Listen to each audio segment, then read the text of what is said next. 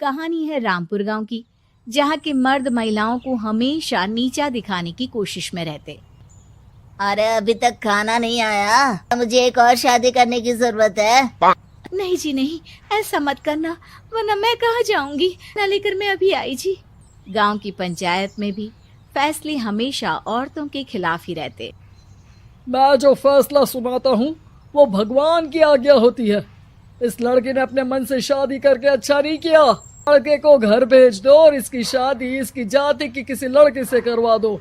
ये लड़के तो गांव के बाहर निकाल दो। नहीं नहीं जमींदार साहब, ये क्या बोल रहे हैं? ऐसा नहीं हो सकता। मेरी बेटी मासूम है, इसे अच्छे बुरे की समझ नहीं है। अरे कहाँ जाएगी ये बेचारी? जाएगी? इतनी चिंता है तो पूरे परिवार का गांव निकाला कर देते हैं।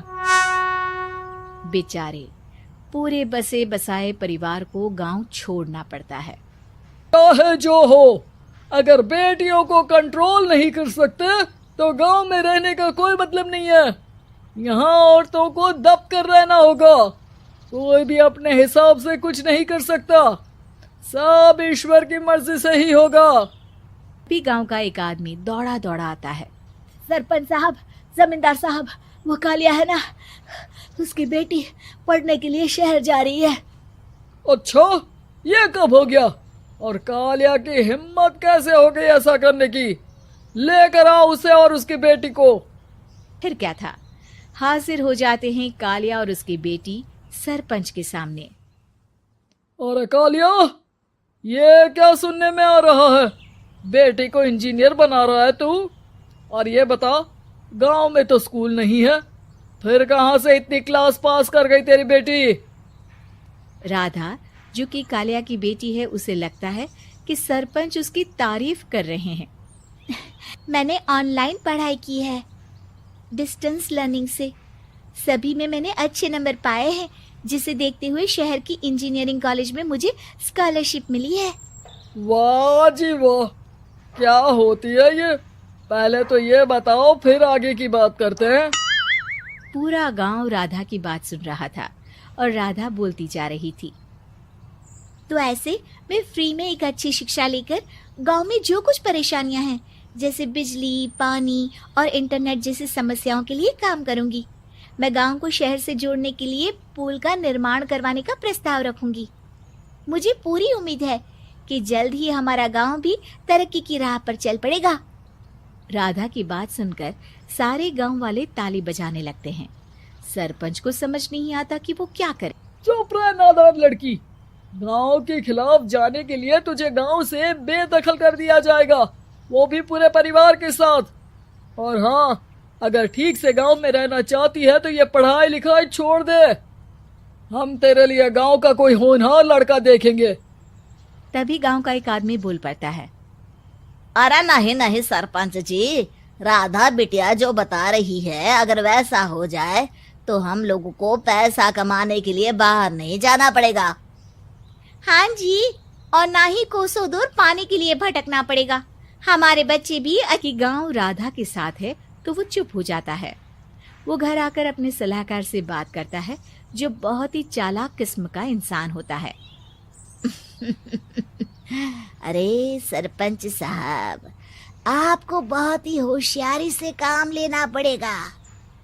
एक बार गांव तरक्की कर गया, यहाँ के बालक पढ़ लिए तो कोई ना पूछेगा आपको।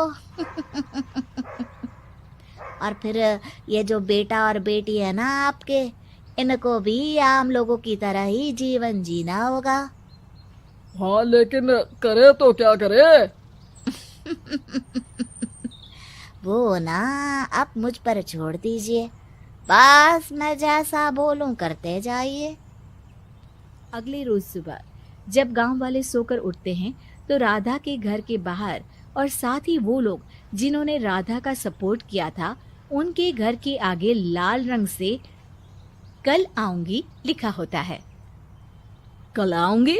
ये क्या होता है? अरे यह तो खून से लिखा है, लगता है कोई भूत प्रेत या चुड़ैल का साया है। चलो सरपंच जी के पास चलते हैं। सभी सरपंच के पास जाकर अच्छी पढ़ाई कर सकेंगे और आगे बढ़ेंगे, ना कि हमारी तरह खेती करते बैठेंगे। क्यों गांव वालों, राधा बिटिया का साथ देना चाहिए ना। अरे ये तो बड़ी मुश्किल की बात है। चलो मैं एक बाबा को जानता हूँ, उन्हें बुला लेता हूँ।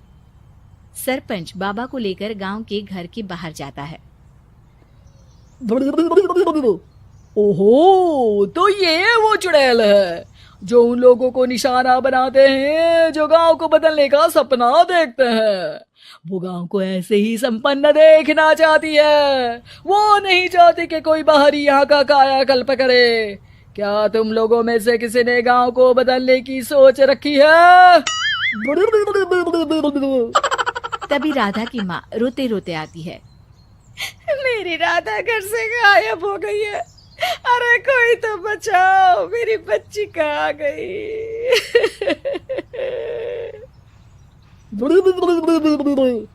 ले गई वो चुड़ैल, तेरी बच्ची को ले गई। अब वो उसे श्रापित करके छोड़ेगी। उस पर चुड़ैल का साया हो जाएगा। तभी बुरी सी हालत में राधा भी वहां आ जाती है। उसके बाल चुड़ैल की तरह फैले होते हैं और कपड़ों में खून लगा होता है। सभी राधा को देखकर डर जाते हैं। माँ, पता नहीं मुझे कौन उठा कर ले गया था। अरे दूर दूर हो जा चुड़ैल, अब हम लोग इस गांव में नहीं रुकेंगे। अरे कैसी बातें कर रहे हैं आप। कल तो आप मेरे भरोसे गांव का हुलिया बदलने, अपने बच्चों को पढ़ाने और तरक्की उन्नति की बात कर रहे थे, तो आज क्या हो गया आपको। ये फिर तुम लोगों को बहकाएगी। ये चुड़ैल गांव में आ चुकी है। ऐसे ही ये तुम्हारे घर के बच्चों को भी ले जाएगी।